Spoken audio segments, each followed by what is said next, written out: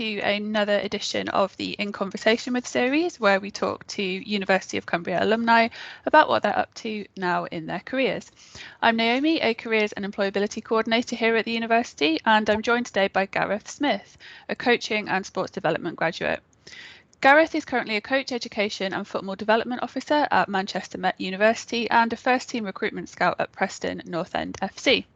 Gareth, thanks for talking with us today. No problem. Thank you for having me.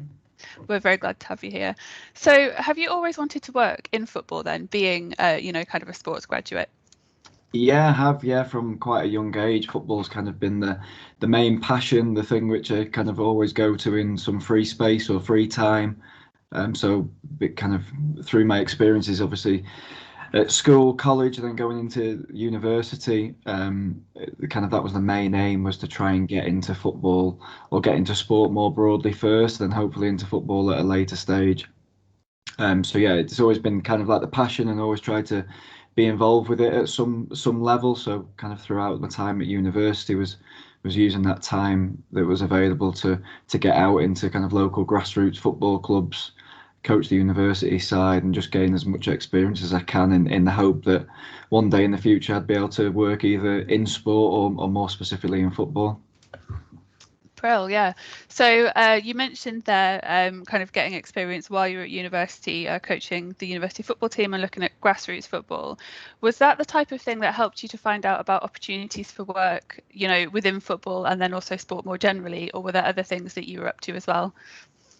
Yeah, I think that's probably where I found kind of that's what I want to do. So going down some form of coaching or working within kind of a team environment, those experiences were definitely kind of formative experiences to be able to go, that's exactly what kind of gets me up in the morning, gets me excited, kind of fills my headspace with ideas for planning, preparing things, and being able to deliver it to kind of, at the time, what was fellow students or kind of children in the local community in Lancaster. So yeah, that was definitely something I was doing outside of kind of university. It was more a case of, right, can I get into places? Can I go and see what's going on? So I still am a huge Preston North End fan. So, and I used to not live too far from where the training ground is. So I used to get on the bike, cycle down, have a peep through the fence and see if I could catch a glimpse of some of the training sessions which were going on. So anything really that was kind of relevant to both my degree in terms of a coaching degree, but also anything football related.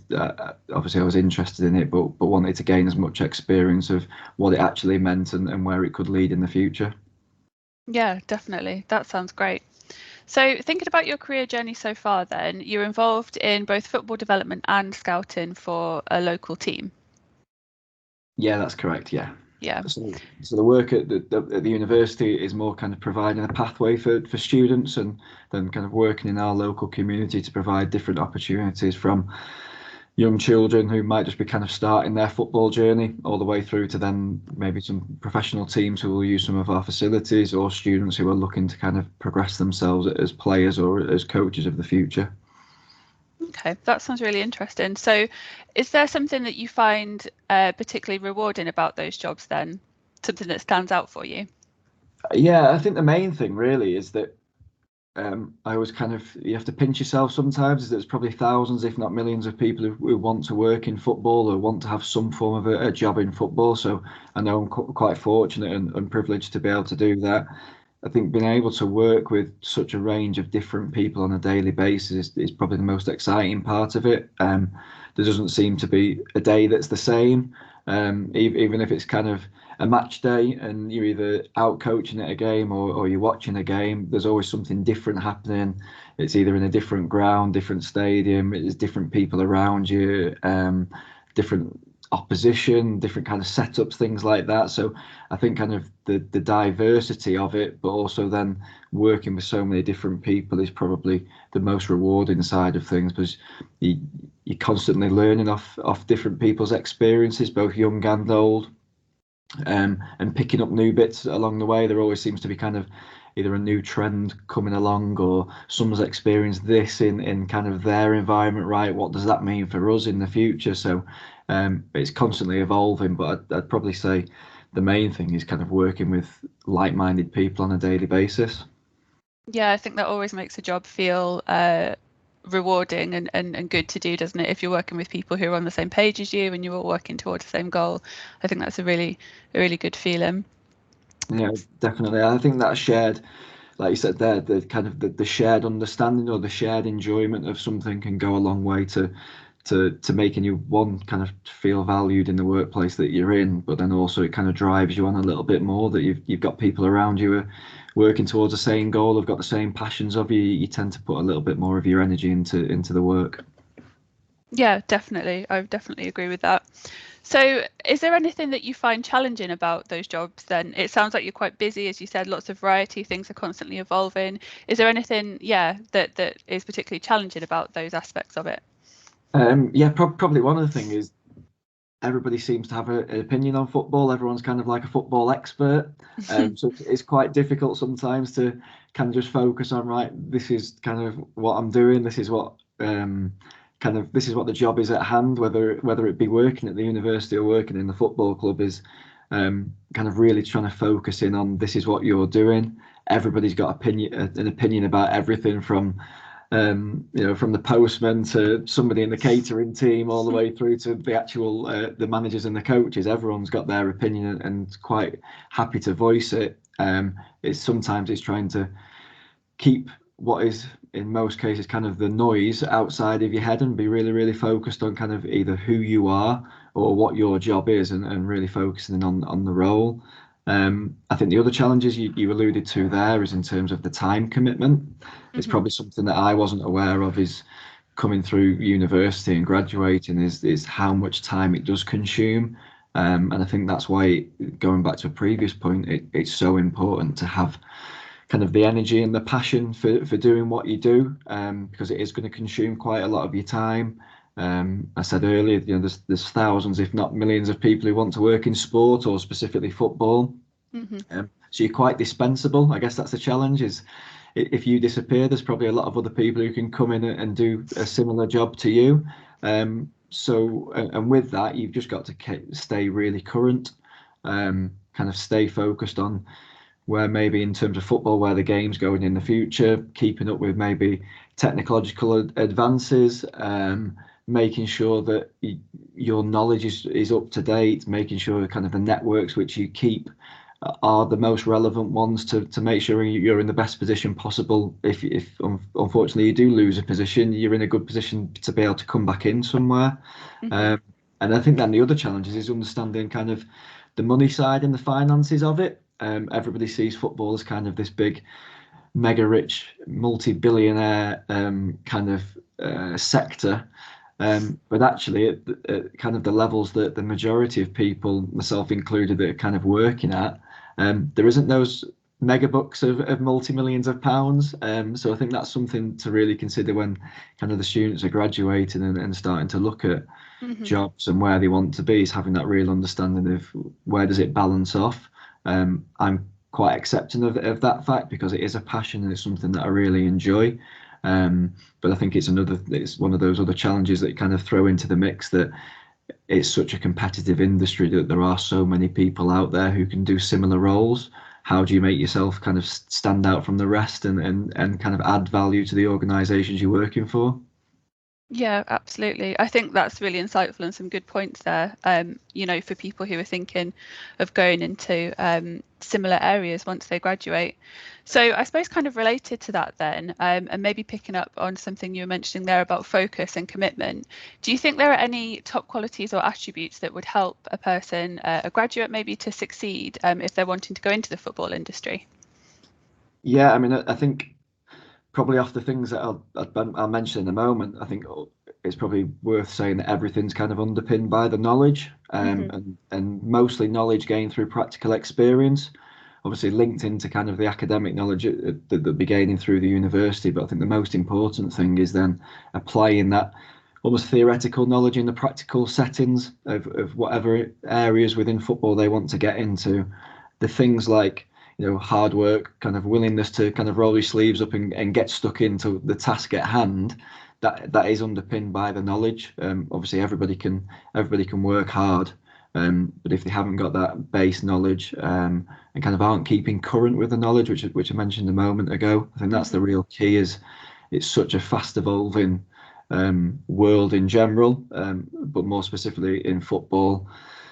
There's new ways of analysing data. There's new ways of recruiting players. There's different coaching methods. Everything's so accessible now through kind of social media, that you have really got to stay current with that knowledge. Hard work is obviously is a bit of a given, but I think also is one of the things that I found really was being adaptable. Depending on where you work, let's say the role of the coach can be different from one club to the next, can be different from one organisation to the next. So I probably came out of university thinking, well, I want to be a football coach. That's kind of what I feel comfortable doing. I really like the challenge of it. I like the interactions in it. Little did I know that you could be a community football coach, you could be an academy football coach, you could be a performance football coach, you could be like a university football coach, you could be a grassroots football coach. So there's all these different ways in which you could become a football coach, and actually kind of impart your knowledge on other people. So I think adaptability is the key one, is being prepared to use the skills which you've got and use those in different settings, develop the experiences across those different settings as well, because a lot of the work I did initially was more community and schools focused, and that's probably the hardest place to coach, because generally speaking you've got some people who don't want to be there in those settings, or they have to be there because they're in school.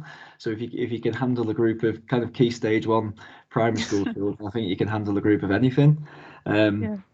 So that adaptability, and then probably one which I'd think of is almost like a quiet confidence in yourself, not being too brash, not being too arrogant about your own abilities, but having that quiet confidence that you're not afraid to give your opinion on things. I think that's really, really valued within the football industry, is people who have an opinion, are willing to give their opinion without the worry then of, oh, that opinion is going to get used against me in the future. But doing it in a way which is obviously kind of, you're humble in that opinion, and you're honest of giving your opinion without kind of, well, I'm only saying that to maybe get to where I want to in the future. It does go quite a long way, and it does seem quite a trivial thing, but definitely having that quiet confidence and ability to get across your opinion in the right kind of respectful way, certainly has helped me as I've gone a little bit further in these last few years. Has certainly been like a real asset. I think that's really good advice, and I think what you mentioned there about having integrity, and like you say, quiet confidence and being humble, I think is really useful advice. So you mentioned that your workday was quite varied, and that you could be working in lots of different settings with lots of different people. But is there anything like a typical workday for you, or perhaps some things that might occur on a regular basis that you could talk us through? Yeah, I mean, probably one of the things that I like the most about the roles that I do is there isn't really a typical work day. There isn't kind of a set schedule of what you do. Obviously, certain things happen on certain days of the week which are the same from week to week. I mean, as a kind of a standard week for me, Mondays are generally, I'd have a morning in the office of kind of planning and preparing what an evening session might be, and getting things prepared for a training session in the evening. That would involve kind of working with the other coaches who are working with us, making sure that all the players are available, making sure we're set up and kind of we're ready when the players arrive to deliver the sessions. But generally speaking, kind of the office work, which is probably the bit that which will turn most people off, I find it quite therapeutic in some ways. Is kind of getting everything into order and kind of being quite meticulous in the planning of how things are done. It probably sometimes can get a bit underestimated that certainly the planning, whether it be looking at recruitment or looking at coaching, the planning aspect is really, really key. And when I mentioned before about that quiet confidence, having that ability to plan and prepare and put that time into it does help you have that quiet confidence, because then you are prepared for most situations. So yeah, most of Mondays is kind of planning out the week, certainly from a university point of view, if we've got our football program that runs every single week, is planning out kind of who's delivering what, making sure that everything's right in terms of equipment and facilities, working with some of the student staff that we have to make sure that they've got everything they need to do the best possible job that they can do. And then from more of a coaching point of view, is just planning out what does the week look like. How many training sessions have we got? How many matches have we got this week? Who's available? When are they available?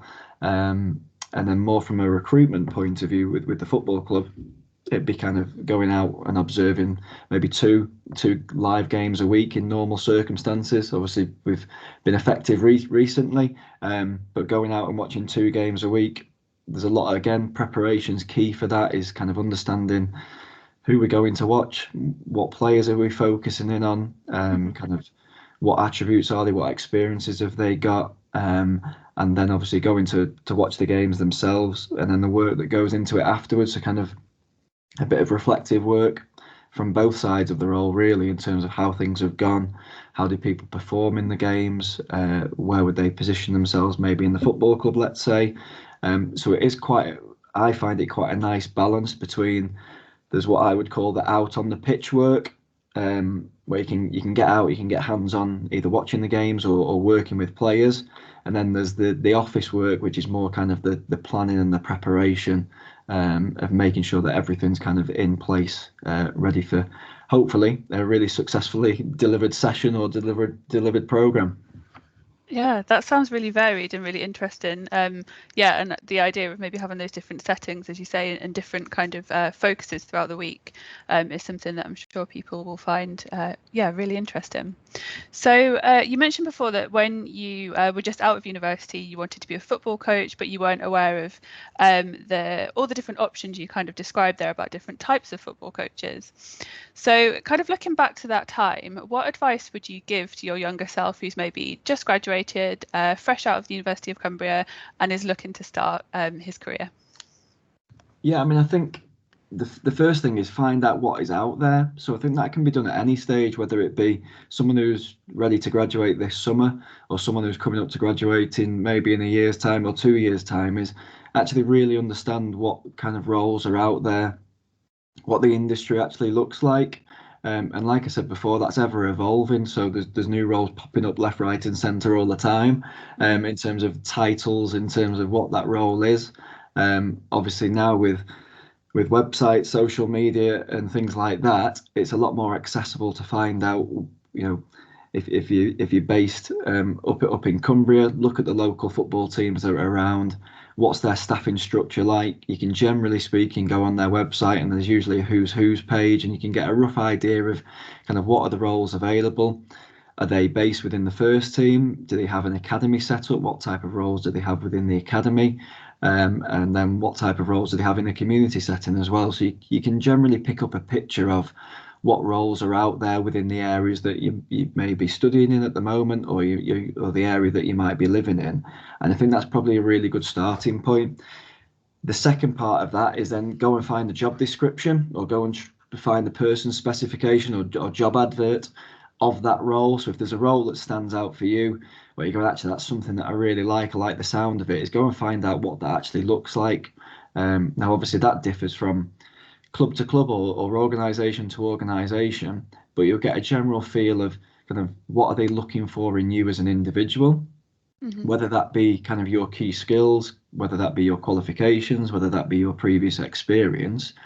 And what I'd kind of advise on that point is then almost start to get a highlighter pen out, get one of the little 4-colour pens out, and start to make a little kind of green tick on the things that you've already got, a little maybe red cross on things that you haven't got, and maybe put a little arrow on the ones that you're kind of working towards at this moment in time, and almost visualize yourself in that role or in that position, ready to apply for that role, to go, well, actually, out of their, let's say, 8 essential criteria, you might be ticking 5 of the boxes. Well, the ones that you aren't ticking at the moment, is that achievable, that you can get those 3 things quite quickly?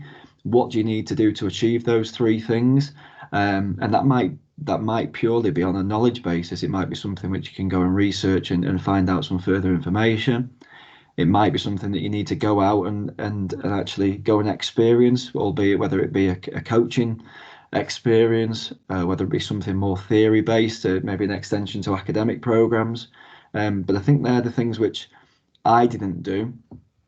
And then when jobs came up, it was like, oh, that's what that job is, right? What am I looking at now? I think there's a bit of preparation work that could be done beforehand, to get into a really good position to actually understand what the industry's like, understand what different organisations are looking for. And then in that period of time before kind of you go into that first job or you go into employment after graduating, at least you know what targets you need to reach or what things you need to experience before that job role might be advertised. Yeah, I think that's really good advice, and having that research there, and like you say, seeing what's out there and seeing where your skills match up and what else you need to do. I think that's really good advice. Yeah. So perhaps for people who are listening and are maybe unsure about their career path, would you advise something similar, or do you think there are other things that maybe people who are, have a range of options and aren't quite sure what they want to do, what would you say to them? So yeah, I think I've mentioned maybe a couple of times is kind of find what your passion is. I know that sounds quite cheesy probably, but find what your passion is, kind of what gets you up in the morning, what gets you excited. It could be something that you kind of watch on TV that you think, oh, I'm really interested in that. It might be something that you've experienced previously and thought, well, I actually really enjoyed that experience. Is the roles within that? I think we're quite fortunate in kind of the sports world that a lot of the sport which you see on the TV or you can go and experience on a weekend or in your free time, there's roles which are now kind of attached to that. So even if you're thinking going into like park-based activity or exercise referral schemes, which when I was at university we're kind of just developing, there's so many roles which are around that now. So if you've got a passion in a certain area, there's something that every morning you're getting up and you're really looking forward to, playing your five-a-side football match at 6 o'clock tonight. Well, there's roles which are around that. There's roles which are around developing opportunities for people to play football, or developing opportunities for people to play sport. So I think that's the first point, is kind of find what that passion is. Mm-hmm. Then understand, is there a job which is linked to that? What does it take? So if you go into, I don't know, one of these aerial pursuit things and you really like doing those outdoor activities, the person who welcomes you, introduces you, gives you a bit of kind of a demo instruction at the front, well, that's their job to do that. Is that something you're interested in? So yeah, go and find out kind of what are the roles which are attached to making this activity that you really enjoy happen. And then the next point is go and try it. In the sense that whether that be volunteering, whether that be kind of offering your time to go in and observe and trying to do that. I think we're probably, as a society, we're probably more accepting of those things now. I think there's a bit more of a kind of a sharing culture than maybe it was 10, 15 years ago, where it's kind of a bit closed off and, oh no, this is mine, this is my work, I don't want to share it with you. I think we are a bit more sharing these days in terms of that. And then just try as many things. I think I first started university wanting to be a PE teacher and soon realised that's not what I wanted to do. Coaching was kind of the next thing, which was closely linked and could still link back into sport and football. But the only way I found out that, I quite like coaching over 18s, I quite like working in the professional football environment, whether that be academy or whether that be kind of first team recruitment at this moment in time. The only way I found that out is by trying lots of different things. So trying grassroots coaching with kind of the under 10s, trying grassroots coaching with under 16s, working out that my skill set probably isn't with the under 10s, but it is a bit more closely linked with the under 16s. I think they're the only ways that you're really going to be able to find out what is it that you enjoy, where do your skills sit, and not being afraid of going somewhere, trying something and not actually enjoying it, because actually that's probably a better learning experience than going and doing something and really enjoying it, because you find a bit more out about yourself. So yeah, in those situations where you are unsure of what you want to do, is try and really go into like, what do you enjoy? Are the jobs which are linked to it? And then if you're in that position where you can go out and do those things, is go and try those roles or go and see if you can get experience of watching people do those roles. Yeah, absolutely. I think, as you say, trying things out and being sure about what it is you like and what it is you don't like is always a really good way of figuring out maybe where you want to be in your career path, definitely. So thanks very much for joining us today, Gareth. I think those are all the questions that we have for you today. So yeah, I'm sure that this will be really useful for our sports students who are listening. And yeah, thanks for joining us. No problem at all. Good luck to everybody who's graduating this summer. Thanks very much. Take care.